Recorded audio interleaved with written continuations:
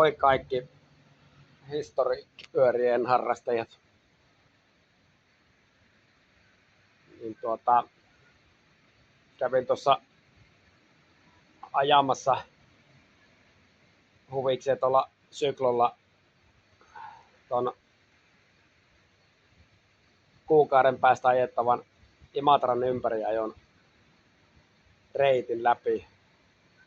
Pieniä muutoksia siellä niskan kohdalla saattaa joutua tekemään, kun siellä on sitä kaukolämpöputkea vejetty sinne, niin joutuu vähän pyöräteillä siinä vähän sooloilemaan, mutta katsotaan tilanteen mukaan, jos siihen mennessä tuli uusi asfaltti ja laitettu kuntoon, niin sitten se menisi ihan perinteistä reittiä. Nyt piti pikkusen koukata sieltä Lidlin toiselta puolelta, mutta eipä suuria muutoksia kuitenkaan.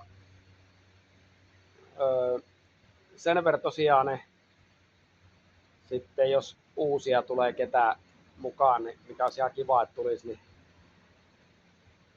olisi mitäs siihen voisi mainita. No ensinnäkin vauhti on sit oikeasti todella hiljainen ja sitten jos sattuu olemaan jotain aikaa jo pyöriä vanhoja, niin esimerkiksi tai jotain muuta erikoista sitten siinä pyörässä, mikä ei sinänsä sovellu tuommoiseen niinku ryhmäajoon. Mutta minä luulen, että meillä on niin hiljainen vauhti ja sitten niin voidaan tehdä sille, että jos jollain nyt on joku vanha aika jo pyörä, ne voi silläkin tulla ja ajelkot sit siellä vähän niin kuin hännillä turvallisuuden takia, että ei siinä pien semmoinen rako sitten, ettei tule sellaista mitään sivuuttaisi liikettä ja ihan silleen jonon muodostelmassa siellä vähän taaempana. Itsekin ajattelin lähteä semmoisella 80-luvun lopun raleikilla tällä kertaa. Ja siinäkin on aikaa jo kahvat, kun me on sillä ajanut aikaa jo ja vielä tässä, milloin nyt on viimeksi ajanut, varmaan viime vuonna ne,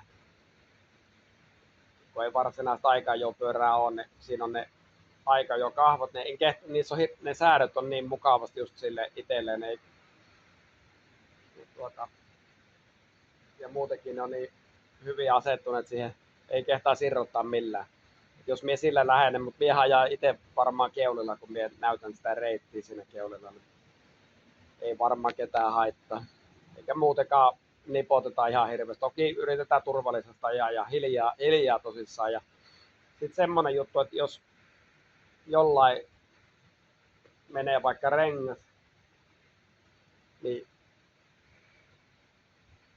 jos mie saan jonkun tuonne ajamaan minun autoa, siinä on 4 pyörälle kuljetusteline, ne voi pirauttaa hakemaan pyörä pois, tai sitten voi ottaa pari varakiekkoa vaikka eteen ja taakse yhdet kiekot tai mitä nyt saa nyt aikaiseksi noita vanhoja.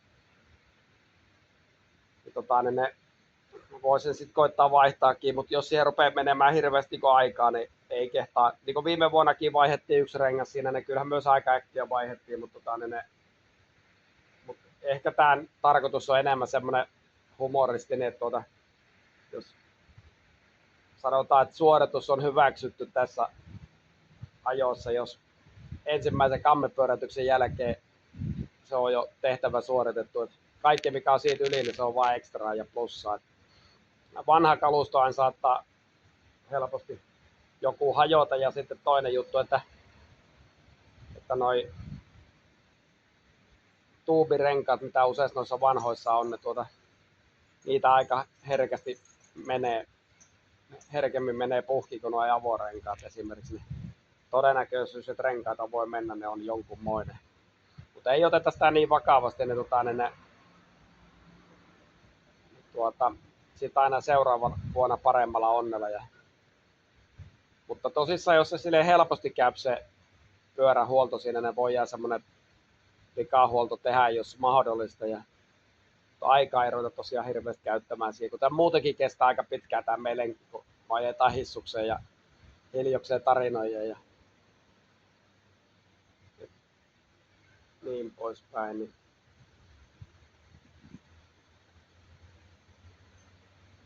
Niin.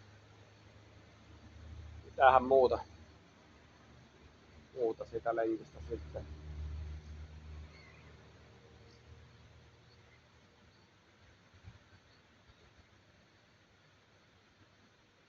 No en nyt osaa oikein muuta sanoa, mutta kuukausi tosiaan suunnilleen aikaa, että tervetuloa vaan vanhoja pyörien harrastajat ne ulkoiluttamaan.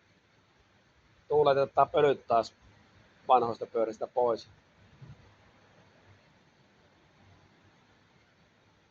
Ja tosissaan, jos nyt jotain polkimia, jotain on vähän uudempi siinä, ne ei haittaa, mutta jos on nyt runko ja kiekot on kuitenkin sitä 30 vuotta vanhaa vähintä kalustoa, ne sitten voi tulla mukaan. Tervetuloa tosiaan.